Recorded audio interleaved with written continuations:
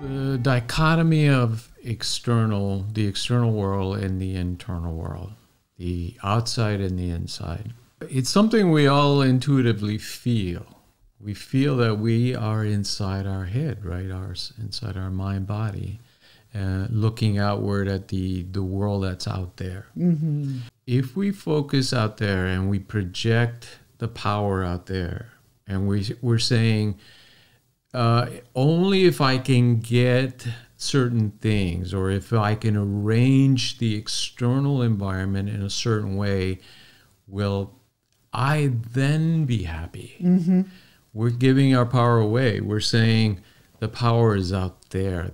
Those things can make me happy or make me miserable. Mm-hmm. So an event, a person, a circumstance is deciding whether you're happy or not, and or validated or not, or accepted or not. And that is such, I mean, by default, that's how we learn to survive. Our ego creates this kind of need for validation and survival. But if we truly want to evolve, we have to realize that we have to reclaim that power. And how do we do that? And first of all, is to recognize where you're projecting it.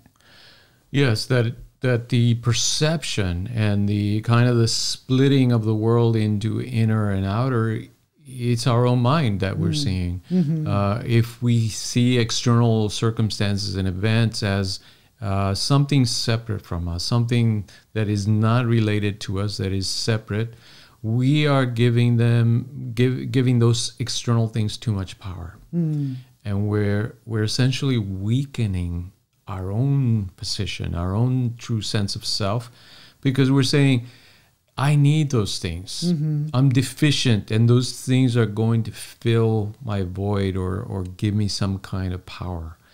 And that's not an empowering position.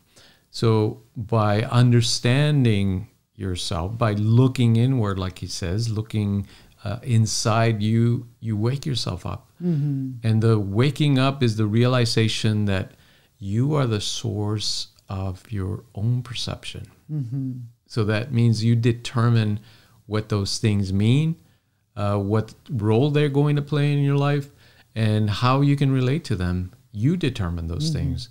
So you have the power then. Like you determine if you're a winner or a loser. You determine if you're loved or unloved.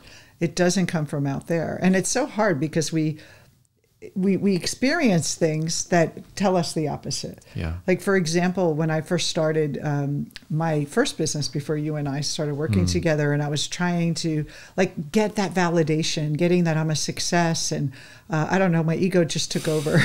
And I remember I was at this event, and I was sitting there, and all these like successful coaches were on the stage. And I was like, I want to be that. I want to be that successful coach. Because my conditioning was be the smartest girl in the room, be this, just kind of, I was praised a lot for my accomplishments. And a lot of women probably can relate. You're praised for your accomplishments. You want more praise. And you think it's those accomplishments that give you that validation. And so I remember being like, oh, I'm going to work really hard. And so, yeah, I created it. The next year, I was on that stage, same coach, but now I was the success one. And I sat there and I was telling everyone how I got there, and it felt so good. And then I came back and we were at the hotel room. You were there. I think it was definitely right before you and I started working together.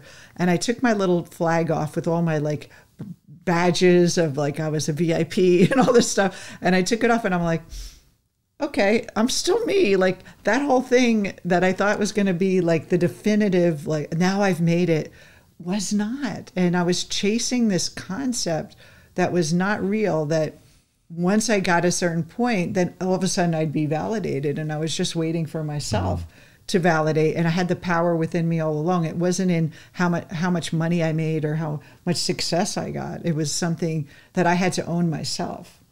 Yeah. And I think that is so relieving when you realize that. It is about empowerment, because when you trust in your own heart and you find satisfaction in your own heart, no one has to acknowledge you. No one has to give you anything. You don't have to accomplish anything to feel okay or to feel good and powerful. You feel that naturally within yourself. And that's the true what people call self-esteem. It has to come from within you. No accomplishments, no validation by others is going to give you that. And it's really not fair to other people to depend for them to give you validation, because you're really like, it's a burden, like you're putting this burden on other people to say, please tell me I'm okay, and please tell me I'm accepted, please tell me I'm loved, and it's not fair to that other person. It's not their job to do that for you. Yeah. And so when we think about creating our life, think about a goal you have right now. What are you trying to achieve?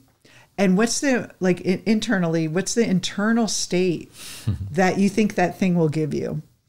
And then get into that internal state now without the thing. And then you will naturally have whatever you want, but it's not in the thing itself. You own the feeling of that desire of being, you know, maybe just feeling good about where you are in your life. If you feel that you'll always create more of doing more in your life versus feeling I'm pushing away failure, I'm pushing away being rejected, and I'm trying to get this. It almost like works against you. You end up getting what you fear. Yeah, because there's an implication in desiring something. When we desire something and we perceive it to be external to us, we're essentially saying, I'm the person that is in lack of that thing. And that thing has the power to give me happiness, joy, completeness. And so we're creating that. What we think we create. So we want to think of ourselves as already whole, already complete, already powerful. And that only comes through self-examination, self-illumination. And transcending the ego. Yes, self-empowerment. Doing the work to not fix yourself, but doing the work to realize who you really are. And when you know who you really are, which after that experience, I started really doing more shadow work and getting deeper into the Jungian model. And then all of a sudden I was like, wait a minute, this is easy. Like success is easy if you come from that place. You do the work first, versus it was so hard for years and years and years chasing something that I already had within me. It's like Dorothy, you already have the shoes. You just click them, you're already there. So that's our message for you today. You are already there. It's just your job is to remove the blinders where you don't believe you are. And then the things you want in life that you think will give you those things, if you're already feeling those things, then you can decide, do I really want those things? Or am I just wanting to feel validated? Do I really want that relationship? Or am I just needing to feel loved or not lonely? And then you're starting to create from another place. You're creating from a creative place, not a survival mind.